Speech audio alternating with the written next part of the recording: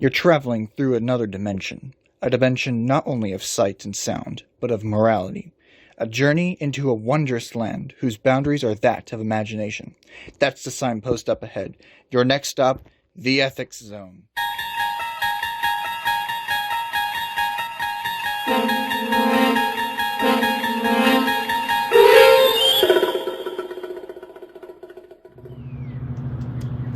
It was an average day for an average company. Just another day of making vehicles and testing them. The work was simple and mundane. However, today would not be so ordinary, because little did this company know that they just stumbled into the Ethics Zone. All right, we got our prototype tires. Let's test them and make sure they meet our desired safety factor.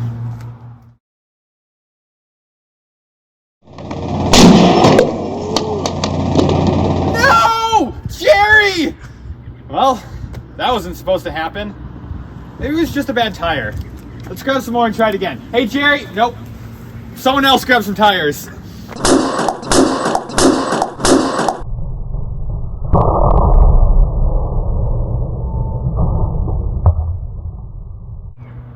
Okay, something is definitely wrong with these tires. We need to conduct some tests to figure out why they aren't holding the standard PSI.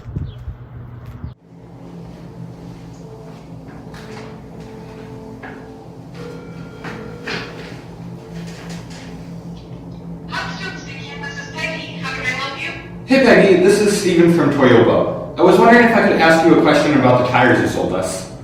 Absolutely, let's go ahead.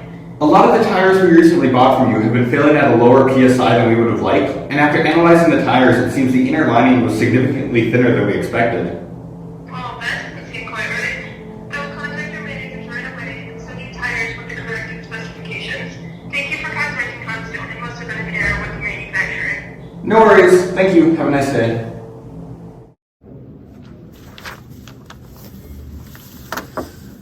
Okay, so we have called this meeting because we have received some complaints about our customers' tires blowing out. Is there any chance you know anything about that? Possibly. It's likely because the customer is overfilling their tires. See, in order to save some money, we reduce the thickness of that tire, and so it's still rated for the same standard 35 psi, but it will blow up at a lower maximum value. Okay, that's probably fine as long as we make that known to our customers. Do you know if we've done that already? Are the tires under a new model number or something to differentiate? Or is there any lower PSI noted or put anywhere in the description? No, we haven't done any of that. The tire is exactly the same as the model T15AZX, save for the lowered thickness of that tire, you know. So we just gave the tire the same model number, T15AZX. Okay, you can't do that. Not only this lying to the customer, we are also stealing from them.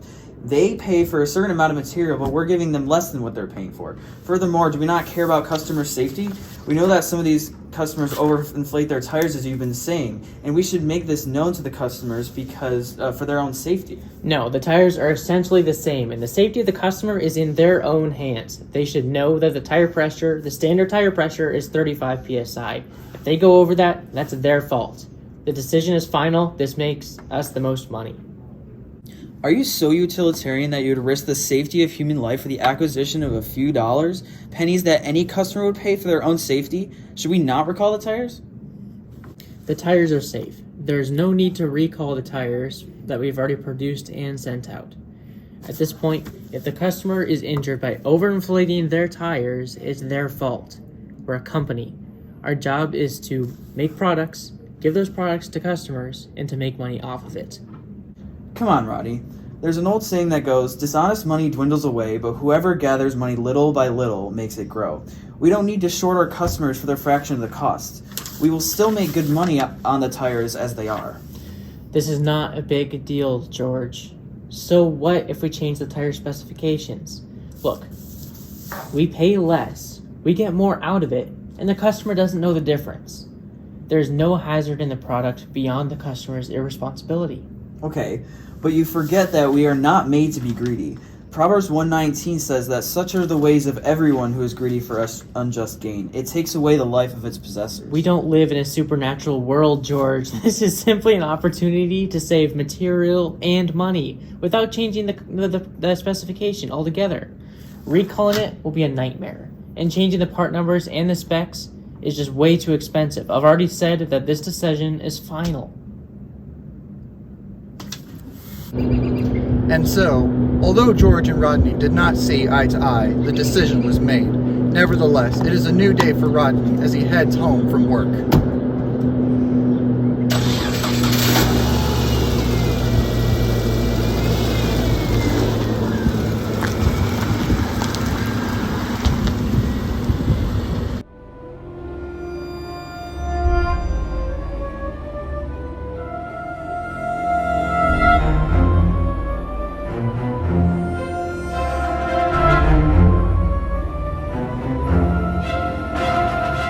There goes a saying, what goes around comes around. And for our unfortunate utilitarian friend, his desire for money and power brought about his untimely end. This is the Ethics Zone.